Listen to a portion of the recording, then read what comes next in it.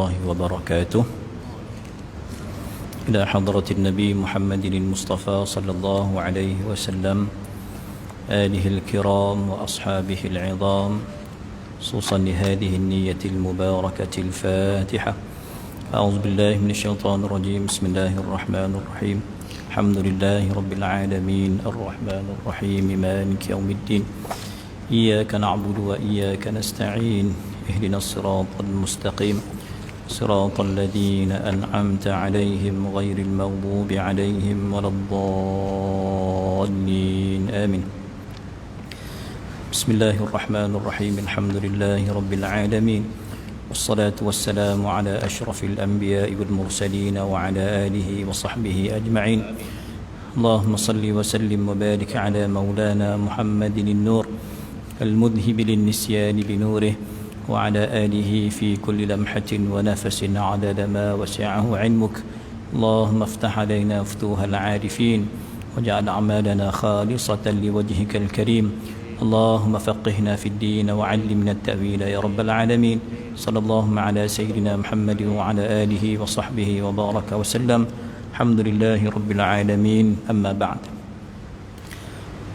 Tuan-tuan Imam, Tuan-tuan Bilal, barisan jawatan kuasa Masjid Negeri, Ashabus Sa'adah, datuk-datuk muslimin serta muslimat yang dirahmati Allah Subhanahu wa taala sekalian. Apa khabar tuan-tuan? Alhamdulillah, kita ingin menyempurnakan lanjutan bacaan kitab hadis Bulughul Maram lil Imam Ibn Hajar Al-Asqalani radhiyallahu anhu wa ardah, dan masih berbicara tentang babul hathi 'alal khusyu' fi shalah. Bab pada menyatakan galakan untuk khusyuk dalam solat, ya. Dan tuan-tuan sekalian, dengan beberapa hadis yang telah kita bacakan, telah kita bicarakan pada minggu yang lalu, bahawa kalau dari sudut fiqh, perkara-perkara yang makruh itu biasanya berlaku sebab diputuskan perkara itu jadi makruh kerana dia mengganggu khusyuk kita, kan? Mengganggu khusyuk lah, bab perut terlampau lapar, ya, kita ataupun sibuk nak membersihkan dahi kita kerana ada batu ataupun pasir ketika solat, solat dalam keadaan bercekak pinggang, ya kan tuan-tuan, ataupun iltifat, tak tidur diam semayang tu berpaling-paling, ikhtilas, curian yang dilakukan oleh syaitan untuk merosakkan solat kita, kan, ya tuan-tuan. Dan ada yang lebih buruk lagi perangai dalam solat, iaitu berludah, ya tuan-tuan. Ini semua merupakan gangguan-gangguan yang mengganggu khusyuk kita. Maka sebab itu seperkara yang tuan-tuan kena ambil perhatian, kenapa Al-Imam Ibn Hajar meletakkan bab khusyuk di sini. Artinya kita bukan mengaji syariat semata-mata, tetapi yang kita tuju ialah hakikat, ya kan. Maka kitab hadis juga dia berbicara tentang tasawuf, hakikat, ya. Maka perkara khusyuk ini merupakan perkara hati, ia merupakan tazkiyatun nafs, ia merupakan perkara yang al-ihsan, ya, yang sangat penting, kerana kita bukan hanya menyempurnakan rukun-rukun yang zahir semata-mata, tetapi turut kita berusaha mendapatkan kualiti solat dengan khusyuk, tuan-tuan. Antara perkara yang mengganggu solat kita dalam sebuah hadis, ya, kita teruskan pada hadis yang ke-6, ya, hadis Sayyidah Aisyah radhiyallahu anha qalat kana qiramun li Aisyah wa anhu radhiyallahu an. Bukan Sayyidah Aisyah, Sayyidina Anas. Kata Sayyidina Anas, ya, kana qiramun li Aisyah satarat bihi janiba baitiha, adalah satu tirai, kita sebut tabir ko, langsi ko, macam itulah, nak faham, ya. Satu tirai bagi Sayyidah Aisyah radhiyallahu anha yang telah ditutupnya dengan dia lambung rumahnya. Tutuplah dinding rumah ke sudut rumah tu ditutup dengan tabir, dengan tirai, tuan-tuan. Faqala laha an-nabiy sallallahu alaihi wa alihi wasallam amiti 'anna qiramaki hadha. Kenapa? Fa innahu la tazalu tasawiruhu ta'ridu li fi salati. Kata Nabi sallallahu alaihi wasallam kepada Sayyidah Aisyah yang memasang tabir di rumah beliau, maka Nabi kata apa? Azili, amiti, hilangkan tabir ni, cabutlah, langsi ni hilangkan. Kenapa? Kerana bahawasanya sentiasalah rupa-rupaannya memalingkan, yakni memberi bimbang bagiku di dalam solat aku. Maknanya tabir yang berwarna-warni, yang belang-belang, dia mengganggu solat Nabi sallallahu alaihi wasallam. Okey, jadi tuan-tuan, ini ya, ataupun dilanjutkan dalam ini riwayat Imam Bukhari, dilanjutkan dalam riwayat Imam Bukhari dan Muslim fi qissati ambijaniyati Abi Jaham, iaitu kisah ya pakaian tebal tiada beragi padanya bagi Abi Jaham. Abi Jaham juga ada memiliki satu pakaian yang tebal, pakaian yang tebal tuan-tuan, walaupun dia tidaklah menarik perhatian, tetapi itu juga mengganggu tumpuan khusyuk dalam solat. Maka Nabi sebut apa tuan-tuan? Fa innaha alhatni an solati. Ya, Nabi kata tuan-tuan, bahawasanya melalai ia akan daku daripada solat aku. Okey tuan-tuan, ini nak cerita apa? Nak cerita tentang kita ni semayang baik yang warna yang kosong lah, walaupun pilihan yang paling utama putih, ya kan? Dan saya ingat dulu masa di Pasir Tumbuh saya mengaji sekejap kat Kelantan tuan-tuan, memang tok guru pondok ni tak kasih kita semayang pakai baju batik, baju yang bertulis-tulis korban perdana perasmian oleh YB sekian, masjid sekian, gotong royong, benda-benda betul-betul. Apatah lagi ada pula gambar arak sikit, ada gambar Liverpool, ada gambar Arsenal, ada salib. Benda macam tu lagilah tak boleh kita promosikan lah, tuan-tuan kan. Jadi maknanya ya, kita mungkin khusyuk sebab kita pakai yang belakang tu kaki kuat membaca. Dia sebulan dia khatam 30 buah kitab tak khatam, baju orang dia baca baju orang. Kalau tak kena gaya pun tuan-tuan, iklan-iklan TV ni pun kalau kita tak betul, tumpuan kita tak betul, mata kita, kita lebih suka baca. Kadang masa sembahyang pun tengok iklan apa benda, tuan-tuan ini sebenarnya kalau tak betul cara dia mengganggu khusyuk kita. Okey, maka sebab itulah dari sudut tabir tadi, langsir tadi, pakaian tuan-tuan, apa-apa dinding masjid tuan-tuan, ini menjadi perbahasan di kalangan ulama. Saya suka nak baca tuan-tuan antara istimbat yang tuan-tuan yang dibuat, yang disebut oleh Syekh Prof Dr. Nuruddin Itir rahimahullahu taala. Dia kata apa? Hadis ini menunjukkan bahawa makruh kita solat di hadapan mana-mana gambar. Depan kita ada bergambar-gambar ni tuan. Ini makruh. Ya, sebab walaupun dia tidaklah merosakkan solat, kita faham dalam konsep jumhur. Kita kata jumhur kata benda makruh dia tak rosak. Sembahyang kita kalau cukup rukun yang lain tu kisahlah. Tapi kalau ikut mazhab apa tuan yang saya kata dia straight je. Dia ikut teks. Kalau kata makan, kena makan dulu. Siapa yang tak makan, sembahyang tak sah. Solat ikut mazhab tu kan. Mazhab apa tuan kita sebut minggu lepas? Zahiri. Imam Daud Zahiri kan. Dia kata tak boleh. Ya, kalau ikut Imam Daud Zahiri tuan-tuan, mazhab Zahiri, dia kata mana-mana masjid, surau, rumah yang dia menghadap sembahyang itu menghadap ke gambar, sembahyang rosak. Tapi kita ambil pendekatan yang sederhana tuan-tuan, perkara tu makruh, dia tak merosakkan solat, tapi dia mengurangkan khusyuk kita, maknanya mengurangkan fadilat sembahyang kita, mengurangkan penghayatan kita. Tuan-tuan kan? Itu dia. Ya, sebab itu dia kata makruh. Dan tuan-tuan, kenapa? Sebab kita tak nak sebarang gangguan. Pencemaran, apa pencemaran yang berlaku dalam masjid? Bunyi handphone lah. Orang berburak, orang menyanyi kok. Kita punya keliling kita ni ada disko kok, sampai ke dalam bunyi tu gangguan bunyi. Gangguan bau. Masing-masing datang tak mandi kok, bau hapak masing-masing dibawa bau busuk mulutnya dibawa sekali tuan-tuan. Ini gangguan bau. Ya, tapi di sini gangguan apa? Pandangan kita. Gangguan pandangan kita, penglihatan kita itu. Sebab itu dia ajar kita ni pandangan kita hendaklah ditumpukan pada tempat sujud. Okey, ya. Nabi SAW sendiri tuan-tuan mengelakkan tashwish ini, tashwishul musalli, gangguan yang mengganggu kita, termasuk perhiasan. Saya dah sebut tadi, baju, uniform kita tu biar bersesuaian. Jangan bertulis-tulis, tulisan-tulisan kalau color-color yang besar-besar mungkin. Dia semua tuan-tuan Ya, kita ni kalau memang kita tak jadi isu sebab kita memang tak peduli pun pasal sembahyang kita. Kita asal sembahyang je, sebab tu kita tak ada komplain, tak ada apa, dan sembahyang dah. Sebab kita kala ke tak kala memang tak khusyuk. Ini masalah kita ni tuan-tuan, tapi kita kenalah usaha juga. Perkara-perkara yang makruh ni hendaklah kita elakkan supaya kita dapat memberikan lebih tumpuan agar solat kita tuan-tuan dapat ditingkatkan kualiti khusyuknya. Dan al-Imam tuan-tuan Ibnu Abdul Bar Al-Maliki, ya tuan-tuan, dia sebutlah sama macam mazhab jumhur tadi, taklah batas sembahyang. Ya, kalau kita baca iklan tengah solat, memanglah fikiran kita dah melayang.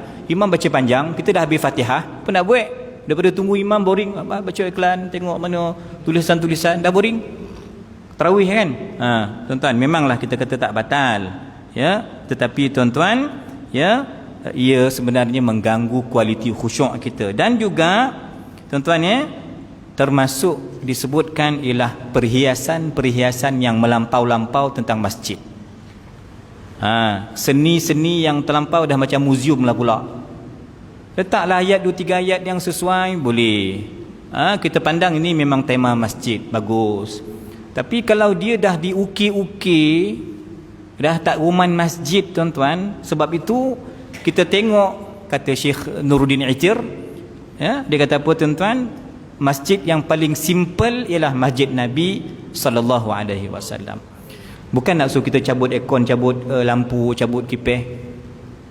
Masjid Puncak Alam tu tuan, lampu dia je setengah juta. Lampu dia je Tan Sri beli setengah juta. Tu duit dia, poket dia tu tak apalah, dia kaya tak apalah tuan-tuan, dengan sesuai lah dengan kecantikan masjid tuan-tuan. Tapi perhiasan yang kata Syekh di sini, ramai yang melampau. Kut duit dia tak apalah, duit zakat disapu. Peruntukan yang sepatutnya tak boleh disalurkan untuk tuan-tuan, untuk perhiasan masjid, zukhruf. Tuan-tuan, dia kata apa, sehinggalah beban kos itu terlampau nak diurus, nanti susah, belanja kos yang terlampau tinggi. Duit mana kau dikapu duit kerajaan negeri lah. Kalau masjid negeri, duit kerajaan negeri suka lah punya bajet kan. Kalau duit Korea tuan-tuan, kalau kita dah punya tabung dah habis. Bahkan tuan-tuan, lebih jahat lagi kata Syekh di sini, orang yang menggunakan perhiasan, nak memperhiaskan masjid tuan-tuan dengan menggunakan dana zakat, perkara itu sebenarnya memang tidak dibenarkan oleh 4 mazhab, ya kan. Jadi kalau collection Jumaat, mungkin banyak lebih Masjid Negeri Gunung Kakayo datang kan, tak apalah, bolehlah lampu besar-besar, bolehlah khat cantik-cantik, kos-kos tuan-tuan, itu kalau kita tabungan infak itu masih dibenarkan lah. Tapi kalau dah sampai membabitkan zakat, maka benda tu memang tak dibenarkan tuan-tuan. Jadi maknanya memang isu memperhiaskan masjid ni tuan, kita nak jadi khusyuk, tapi kalau melalaikan kita, maka itu telah bercanggah dengan konsep masjid yang dituntut dalam Islam tuan-tuan. Kemudian pada hadis yang berikut itu, hadis yang ke-7, hadis Jabir bin Samurah radhiyallahu anhu, qala Rasulullah sallallahu alaihi wa alihi wasallam, la yantahiyanna aqwamun yarfa'una absarahum ila as-sama'i fi as-salati aw la tarji'u ilaihim. Ini satu lagi ancaman tuan-tuan. Ya, ada nun taukid, Nabi bagi lam taukid dengan nun taukid ats-tsaqilah. Tuan-tuan, berat. Ya, pasti berhenti segala kaum yang mengangkat mata mereka memandang mendongak ke langit dalam solatnya, atau tiada kembali ia kepada mereka itu. Tuan-tuan, orang yang gomar mendongak-dongak, yang minggu lepas kita baca iltifat ni kita kiri kanan lah, tongkuk kita ke kanan ke kiri memandang teleng sebagai, itu iltifat makruh. Antara benda makruh juga lah mendongak ke langit tuan-tuan. Mendongak ke langit ini ditegah tuan-tuan sekalian, ya, maka Nabi kata berhenti, jangan buat lagi benda macam tu, stop, jangan lagi teruskan mengangkat kepala kamu ke langit. Kenapa? Nanti Allah akan bahasa Syekh Nuruddin, mencopot. Saya ingat baca hadis ni, kalau Syekh kata mata kita akan jadi buta. Cubalah buat isyak nanti, try. Tak percayalah Ustaz, Ustaz bohong ni. Kalau saya bohong lah, ini hadis dia macam cerita ni lah. Jangan mendahului imam dalam solat. Kita kata serentak makruh, mendahului imam haram, 3 perbuatan batal. Saya dah try lama dah Ustaz, tak ada apa-apa pun, try lagi, buat lagi. InsyaAllah satu hari nanti akan bertukar kepala ni menjadi himar. Kepala jadi himar, badan kekal badan manusia. Ini mencabar hukum, mencabar hadis. Orang kata masuk masjid, jaga. Kau jangan masuk masjid, nanti kau terpijak. Terpijak apa? Sayap malaikat, dia kata dia. Meremehkan hadis. Saya nak bawa paku dengan tukul besi, kata dia. Kenapa? Saya nak pakukan sayap malaikat dalam masjid nanti. Ada ke tak ada? Dia kata ini memperolokkan hadis. Memperolokkan hadis. Isu kayu sugi zaman Imam Nawawi. Kata apa pula kayu sugi? Apa barang kayu sugi ni? Kayu sugi ni bukan dekat mulut, dekat buntut. Dicucuk tuan-tuan, dirodok dalam punggung dia, tak boleh keluar. Tak boleh keluar tuan-tuan, mati dia kerana kayu sugi itu. Dan kes-kes tadi saya kata tuan-tuan yang memperolok-olokkan masjid ni, kata mana ada malaikat dalam masjid? Mana ada sayap malaikat? Masuk masjid, hati-hati nanti kita pijak sayap malaikat. Bawa tukul. Orang itu tuan-tuan kakinya, saya ingat dia dimakan ulat. Kakinya orang yang bercakap itu tuan-tuan dimakan ulat. Jadi kita nak kata tuan-tuan, hukum ni jangan diperolok-olokkan, jangan dipermain-mainkan. Ini hadis. Kalau dah Nabi kata aula tarji'u ilaihim, akan dicabut penglihatan dia. Kalau kita tak ambil lah penglihatan mata kasar kita tuan-tuan, paling kita takut apa? Mata hati kita dicabut, khusyuk dicabut, takut kepada Allah dicabut, takwa dihilangkan. Itu yang paling kita takut kan. Walaupun mata kasar kita mungkin boleh melihat, tak pakai spek pun boleh nampak, tapi yang kita bimbang tuan-tuan, Allah kata engkau ni doge betul lah, orang khabar tak boleh, kau dongak-dongak juga. Nanti mata hati kau akan dicabut, kau tak dapat hidayah. Benda yang salah kau khabarkan betul, benda yang betul kau katakan salah. Ini tuan-tuan yang kita bimbang. Maka sebab itu bertakut tegahan, jangan kita mendongak nak kira lampu, nak kira tengok CCTV kau apa, tak payah. Masa semayang lah, buat cara solat. Kita sedang beribadah, sedang bermunajat kepada Allah, buat cara semayang. Lepas nak tengok kan lepas semayang, okey, boleh, silakan. Ya kan tuan-tuan.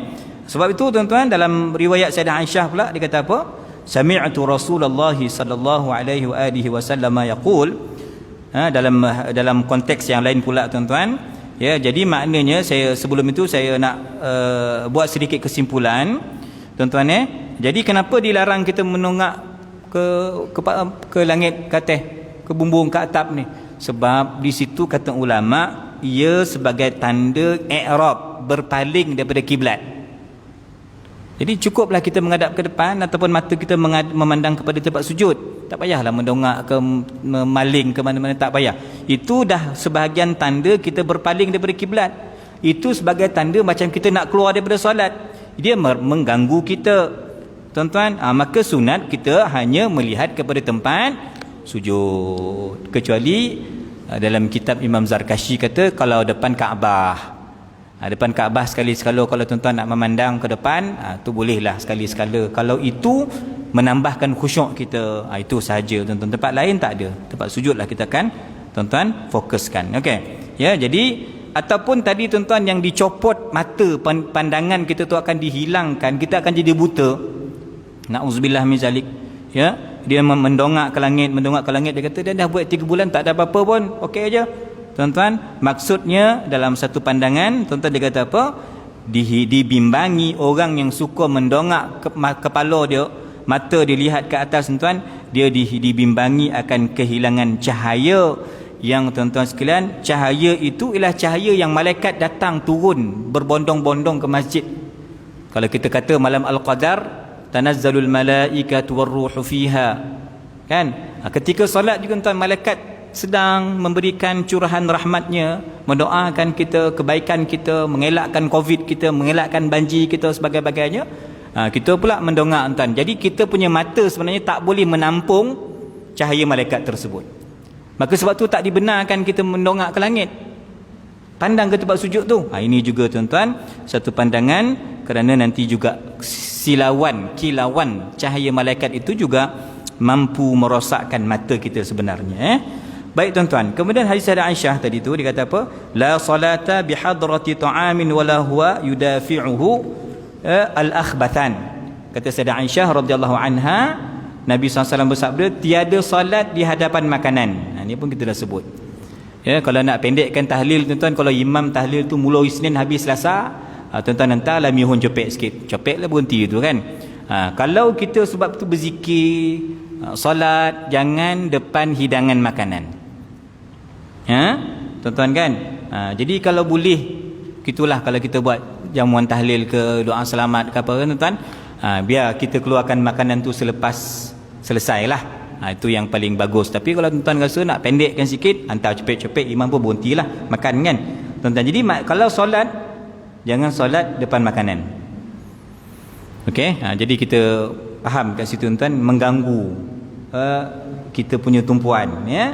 Dan tuan-tuan jangan solat dalam keadaan kita menahan, kita tertunda oleh dua yang busuk, iaitu koncing dan berak, termasuk menahan ar-rih, iaitu kontut.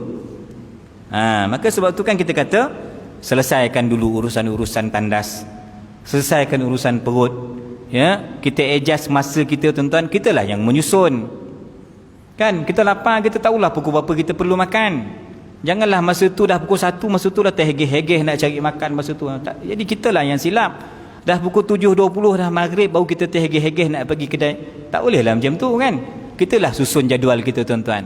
Tetapi kita sebut pada kelas yang lepas, sekali-sekala kecemasan, kecederaan, rumah kenduri, kita bukan boleh susun mona pula kadang-kadang tu. Sekali-sekala 2-3 tahun sekali, tu dimaafkanlah. Tak apalah kalau macam tu, makanlah dulu. Walaupun luput solat jemaah, tak apalah, dimaafkan. Tapi tuan-tuan, kita kata tadi urusan perut kita pun kalau kita latih kan, pagi-pagi tu agak memang dia dah buang air siap-siap, ini yang bagus lah kot, dia punya sistem pencernaan dia bagus lah. Dia tak ada tuan-tuan tiba-tiba ataupun selalu cari beret ke, tak adalah. Kalau benda ni tuan-tuan sebaiknya diselesaikan terlebih dahulu, supaya apa tuan-tuan, kita tak menahan sakit perut ketika sedang solat. Okey, macam mana maksudnya tuan-tuan? Kalau ikut mazhab zahiri tadi, dia kata apa? Orang yang tahan kontut, berak, koncing sembahyang tak sah. Tapi kita ambil jumhur 4 mazhab, Imam Abu Hanifah, Imam Malik, Imam Syafi'i, Imam Ahmad, 4 mazhab kata tak, dia tak ada sampai batal dah, sembahyang kau tak sempurna. Jadi tak sampai bila kita sembahyang tak sempurna ni? Tadi tahan zuhur, tahan kontut, asar tahan berak, maghrib sakit perut, lapar, isyak fikir bola, subuh esok mengantuk. Jadi agak-agak mana sembahyang yang agak-agak kita nak bawa, yang kita nak persembahkan kepada Allah Ta'ala? Mana khusyuk gitu kan? Ini tuan-tuan persoalan-persoalan yang ditimbulkan tuan-tuan sekalian, termasuk tadi bukan hanya al-akhbathan, itu bukan hanya baul dengan ghaid, bukan kencing berak saja, termasuk juga ar-rih, iaitu tuan-tuan kontut, yang semuanya ini menafikan kesempurnaan khusyuk dalam solat kita tuan-tuan. Okey, ya, jadi kita faham ya tuan-tuan sekalian. Cuma saya punya sedikit pandangan lah, mungkin tuan-tuan pun macam saya kan, tengoklah sembahyang tu dah rakaat ke berapa, agak-agak dah ujung-ujung tu boleh tahan sikit, tahanlah dulu, selesaikanlah jamaah dengan imam kan. Tapi kalau agak-agak baru komat, perut dah sakit, pergilah kontut lalu, ambil lah wuduk semula. Itu kita adjust lah macam mana tuan-tuan ya. Kalau dah hujung-hujung tu mungkin, ataupun hujung waktu, kita dah sebut minggu lepas, hujung waktu, jangan pula kita pulun makan dah hujung waktu sampai kodok pula, tak boleh. Dah hujung waktu tuan-tuan kan, kontut, kejap tu kontut, kejap tu kontut. Salis ini penyakit orang lelaki, dia ada dua salis, salisul baul dengan salisul rih tuan-tuan. Apa tuan-tuan? Kencing tak tus, tak lawas. Kencing tak lawas ni biasa dengar kan, kontut tak lawas ada tak dengar? Saya kontut je 1 minit pun, 1 minit memang. Kalau macam tu tuan-tuan, dia adalah hukum khas dia lah. Ada hukum dia, bagi orang yang darurat begitu, dia ada hukum dia. Tunggu masuk waktu, ambil wuduk, terus solat.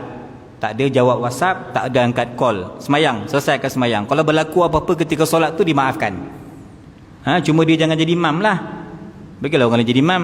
Soban walaupun soban kau besar, bagi orang lain jadi imam, sebab kau tadi wuduk kau tak sempurna, maksudnya berbanding orang lain kan tuan-tuan kan. Jadi kita sebut begitu. Kalau dah sampai dah hujung waktu, asar 4.40 ya, 4.40 asar, kita nak zuhur sekarang ni dah 4.30. Takkan kita nak layan kontut tadi tu, kontut dulu, ustaz kata kontut dulu. Memanglah daripada pukul 1.30 kau kontut sampai 4.30 tak konti-konti. Kan? Dah hujung-hujung waktu tu jangan layan kuntut tu, sembahyang dulu supaya jangan sampai waktu kita tu melepasi waktu yang sebenar daripada ada dah jadi qada pula tuan-tuan. Babul masajid. Okey. Bab pada menyatakan segala hadis yang menerangkan perkara masjid-masjid. Babul masajid tuan-tuan Hadis yang pertama, hadis Sayyidah Aisyah radhiyallahu anha qalat amara Rasulullah sallallahu alaihi wa alihi wasallam bi bina'il masajidi fid duri wa an tunadhafa wa tutayyaba. Okey tuan-tuan Nabi SAW suruh bangunkan masjid.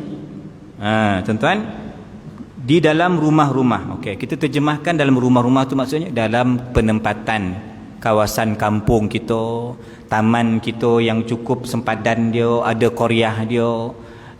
Dan pusat tuan-tuan, biasa pemaju perumahan pun dia ada reserve dia kan, rumah ibadat. Ini pun jadi isu jugalah kalau lambek tuan-tuan, jadi benda lain lah. Jadi maknanya cepat kita buat masjid, ataupun yang lain masjid tu kita panggil musalla, surau kan tuan-tuan. Nabi memang suruh perkara tu. Nabi suruh bina masjid. Ad-dur tadi tu tuan-tuan diterjemahkan iaitu mana-mana tempat qabilah, suku kaum, masyarakat, kampung. Hari ni kita sebut Taman Somban, dia tak ada kampung kan, taman-taman perumahan tuan-tuan. Beberapa taman perumahan itu mesti ada sebuah masjid. Okey kan tuan-tuan. Jadi sebab itu kita, kalau masjid yang tak ada taman ini, dia mencabar sedikit sebab dia tak dapat nak tarik jemaah. Kalau tidak tuan-tuan datang, maka masjid negeri nak cari koryah mana? Mana-mana masjid negeri kan dia ibu kota tuan-tuan, dekat tuan-tuan, ibu negeri. Mana nak cari jemaah, mana ada taman sekeliling ni? Sebab itu tuan-tuan, kita faham bahawa kalau saya harap tuan-tuan faham mana-mana tempat-tempat kita ni di Semandua, Senawang, Sekamat, kawasan-kawasan Melayu kita lah. Tuan-tuan kan? Jadi kita ada masjid dan kita ada surau. Okey? Dan kadang-kadang surau dia lebih handal daripada masjid. Masjid tak boleh lawan program surau. Surau melempah-lempah, masjid lengang. Dia bersaing dari sudut tu, dia agak tidak berapa cantik. Saya ingat tuan-tuan, masa saya buat tesis PhD dulu, antara saya punya tausiah saya, cadangan saya ialah mesti berlaku keseragaman. Seragamkan. Pengurusi surau mesti bagi laluan utama kepada masjid. Kalau ada ceramah perdana lah contoh kan, jemput ada Tok Kazim ke siapa-siapalah tuan-tuan, ulama-ulama kita. Jadi patut surau-surau bagi laluan supaya orang lebih menumpukan satu majlis pada malam tersebut. Ni kita ada satu taman tuan-tuan, satu masjid, dia menguruskan 25 surau. Sikamat mungkin, Senawang mungkin 25-30 surau bawah dia, bawah satu masjid kan. Jadi masing-masing nak tunjuk iklan, nak tunjuk dia punya surau lagi handal. Masuk pula Sahah, masuk pula Azin, masuklah Darul Tauhid, yang NGO dakwah ni buat pula program lepas maghrib juga, dah pocah lagi orang kan tuan-tuan sekalian. Ini saya katakan memang ada sedikit cabaran kalau tak disusun betul-betul tuan-tuan, sehingga ada masjid yang mengalah. Dia mengalah tu sebab apa? Dia nak save bajet tu, elok tu, so kau buat dah banyak dan tak payah belanja ke ustaz tu, save bajet dia 150-200 satu malam kan.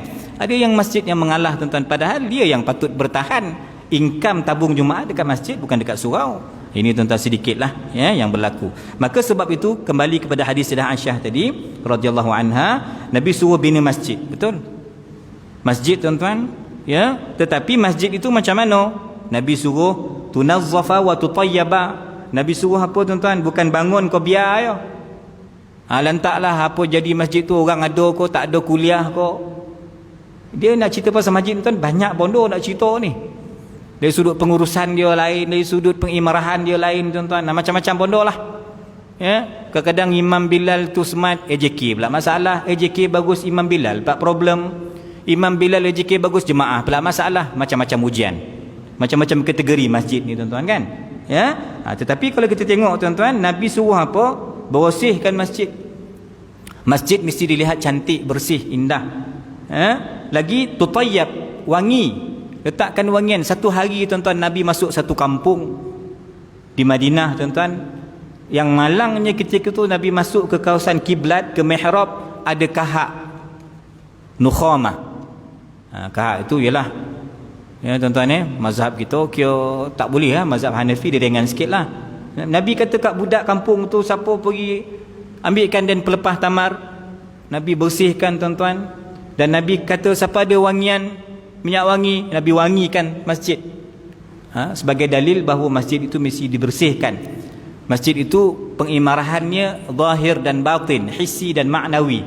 Ya tuan-tuan, maka inilah sebenarnya tuntutan dan cabaran kita nak mengekalkan tuan-tuan kecemerlangan pengimarahan masjid, bukan hanya dilihat dari sudut kutipan bangga dengan collection masing-masing, robot siapa paling banyak duit, masjid mana paling kaya, tapi program tak ada, imarah tak ada, masyarakat tak dibantu, orang banjir tak ditengok, ya tuan-tuan kan.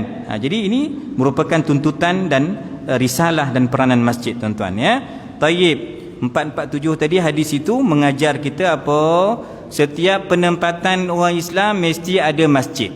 Itu satu yang jelas. Dan budaya kita alhamdulillah, Malaysia kita ni dari sudut tu selesailah. Kalau tuan-tuan nak pergi 1000 menara, pergi Kahirah kan, semua azan serentak banyak teman, masjid memang banyak. Di negara-negara Arab tuan-tuan memang masjid ni sebelah-sebelah, ya, sebelah, bukan seberang ke sini ke kompleks ataupun menara Maiz.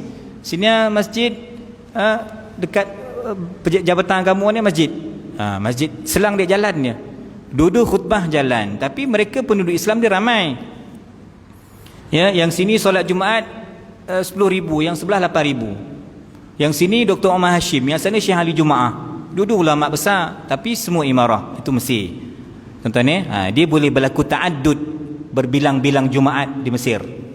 Tapi di sini tak boleh berbilang-bilang Jumaat, kecuali sekarang fatwa yang membenarkan sebab isu Covid. Benarkan budak madrasah semua tak payah keluar, semayang dalam madrasah. Tapi yang best orang awam yang pergi tumpang madrasah tu, sebab sini parking tak ada, masuk dalam lambet tak boleh masuk, dia sekali tumpang sebab aircon madrasah tu lagi soju. Ini pula tuan-tuan kan. Jadi saya nak sebut tadi tuan-tuan, kita alhamdulillah kita ada masjid, kita ada tempat untuk kita imarahkan, tempat untuk kita ibadah, tuan-tuan. Kemudian Allahumma salli ala sayyidina Muhammad, dan kita sebutkan tadi wajib masjid tu dilihat bersih, wajib dibersihkan. Dan adalah siap, adalah cleaner, adalah syarikat-syarikat yang menawarkan khidmat. Jadi itu semualah modal-modal tabung yang kita perlukan untuk kita bayar. Kita nak buat sendiri, nak vacuum kapet tebal-tebal ni tuan-tuan tak terdaya, maka adalah kumpulan-kumpulan yang menjadi petugas yang dibayar allowance mereka untuk memastikan masjid tu bersih. Tak ada apa-apa yang mengotorkan masjid tuan-tuan. Qala, hadis yang kedua, wa an Abi Hurairah radhiyallahu anhu qala qala Rasulullah sallallahu alaihi wa alihi wasallam qatalallahu al-yahud ittakhadhu qubur anbiya'ihim masajid. Mati dibunuh Allah. Tuan-tuan, ni doa celakalah ni, celakalah orang Yahudi. Qatalallahu al-yahud. Kenapa orang Yahudi ni peperangai dia tuan-tuan? Iaitu Yahudi ni mengambil mereka akan segala kubur nabi-nabi mereka tu dibuat masjid, tempat sembahan. Kubur nabi tu jadi masjid, tempat sembahan. Tuan-tuan, ya, dalam riwayat lain tuan-tuan, termasuk juga celaka tu bukan Yahudi je, celaka juga orang Nasrani, Kristian. Sama juga 2 kali 5. Dia ambil gambar padri dia tu, ya, disusun-susunnya, disembah. Letak kat depan, esok disembah, jadi topekong dia, jadi salib dia.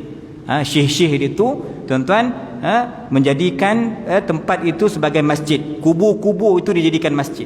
Okey tuan-tuan, kemudian sambungan hadis tu, kanu, apa cerita dia? Cerita celaka ni, laknat, kemusnahan. Kanu idza mata fihim ar-rajulu salihu banau ala qabrihi masjidah. Tuan-tuan, apa yang berlaku? Kata Sayyidah Aisyah, orang Yahudi Nasrani ni tuan-tuan, kalau mati di kalangan orang soleh, mati ustaz, syekh meninggal, imam besar meninggal, imam kecil meninggal, imam muda meninggal, pencetus ummah meninggal, pencetus huru-hara meninggal, dia buat tuan-tuan masjid kat kubur kawan tu, kan? Buat masjid tuan-tuan dekat kubur orang soleh tadi. Akhirnya nanti jadilah sembahan mereka. Wa fihi, dalam riwayat disebut, ulaika asyrarul khalq.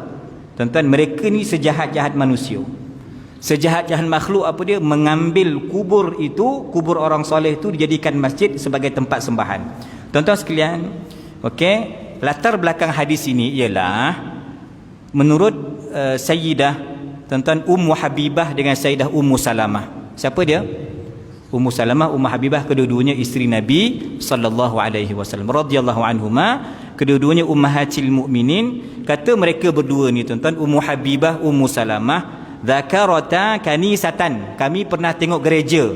Kata Ummu Habibah dengan Ummu Salamah, kami pernah tengok gereja dekat mana? Kami lihat ra'ainaha bil Habasyah, kami tengok dalam gereja tu di negeri Habsyah. Habsyah tuan-tuan, sekarang nama dia apa? Habsyah ni apa nama sekarang ni?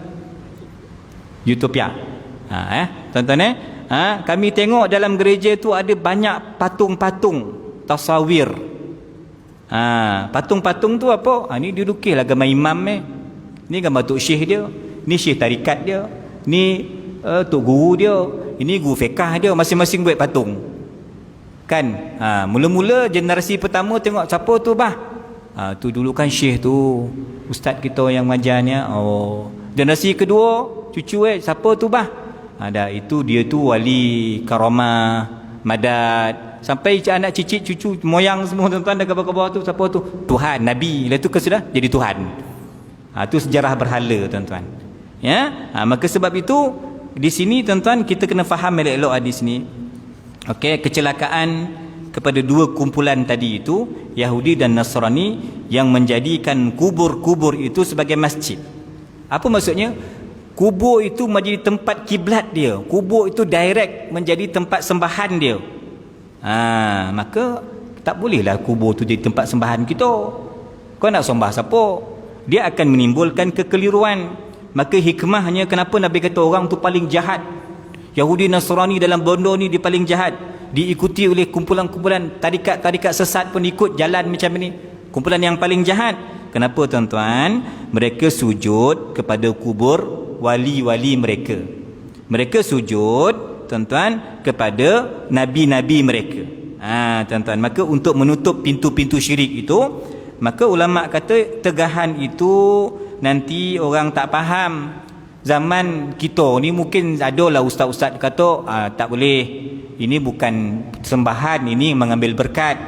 Adalah poin yang saya nak terangkan kalau kita masih ada ni. Tapi generasi akan datang, kalau dia tak faham, dia kata dulu ustaz buat macam tu, syekh buat macam ni, dah lain jadi tuan-tuan. Tetapi kena ingat tuan-tuan, hadis itu dikaitkan mengambil kubur itu sebagai masjid tuan-tuan, dengan maksud apa? Kita solat, kita direct kipeh ni kubur. Kipeh depan ni kubur, mihrab ni kubur, direct tak boleh. Maka sebab tu ulama kata, adapun sekiranya kalau ada sutrah, apa sutrah saya sebut awal tadi tuan-tuan, kita sebut tadi tabir, langsi, dinding, tu tak apa, tu dimaafkan.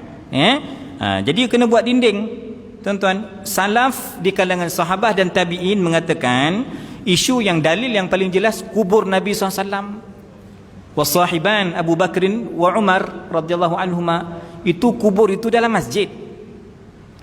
Tetapi tuan-tuan, para sahabat buat apa? Ditutup keliling itu, dikopung keliling itu. Jadi saf yang depan, yang kiri kanan kawasan Raudhah mungkin tak kono lah, tapi kita ambil kira saf yang belakang maqam, artinya dimaafkan kerana ditutup. Faham? Itu tak apa.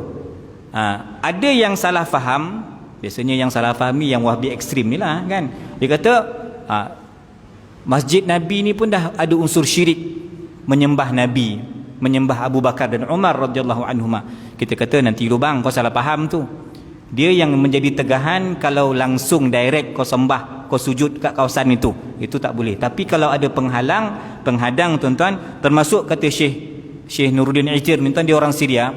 Saya pun dah pergi Masjid Umawi, sama ada di Damsyik ataupun di Halab, ada maqam Nabi Allah Zakaria, ada maqam Nabi Allah Yahya alaihi wassalam.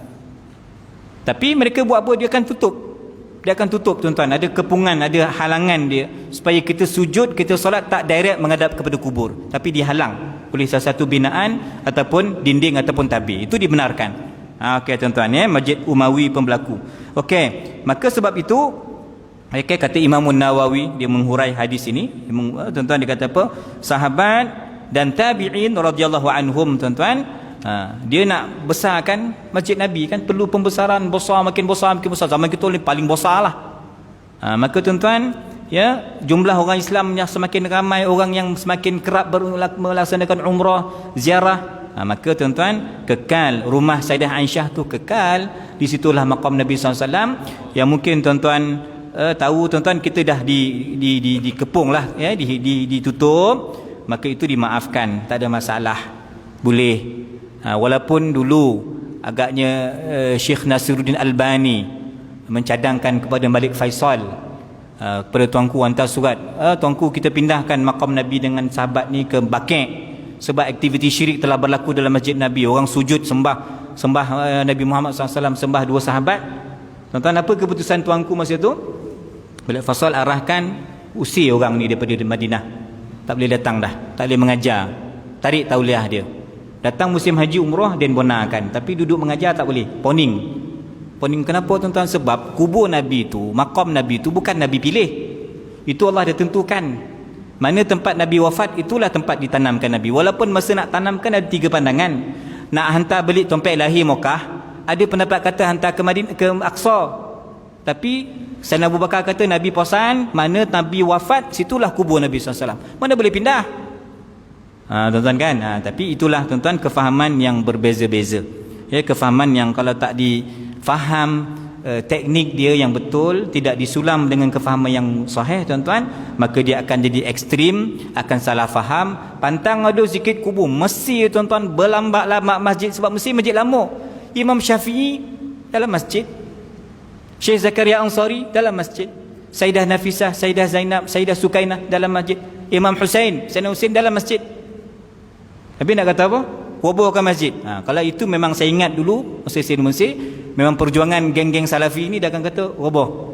Dia akan, kalau azan dia kata jangan pergi masjid tu, ada kubur, tak sah sebenarnya situ. Kan tuan-tuan? Kalau Mesir yang Salafi dia panggil Ansarus Sunnah. Wahabi dia panggil Ansarus Sunnah di Mesir. Dia akan ingatkan kita tu masjid tu ada kubur.